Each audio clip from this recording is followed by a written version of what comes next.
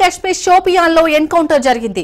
ఉగ్రవాదులు భద్రతా బలగాల మధ్య కాల్పులు జరిగాయి. భద్రతా బలగాల కాల్పుల్లో 3 ఉగ్రవాదులు హతమయ్యారు. మరో 2 ఉగ్రవాదులు కూడా పట్టుబడినట్లు తెలుస్తోంది. తొలుత కుల్గాం ప్రాంతంలో భద్రతా బలగాలు ఉగ్రవాదులకు మధ్య కాల్పులు ప్రారంభమయ్యాయి.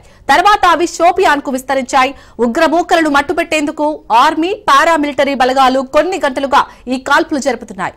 ఆ ఉగ్రవాదులు లష్కర్-ఎ-తోబా గ్రూప్ కు చెందిన వారుగా తెలుస్తోంది.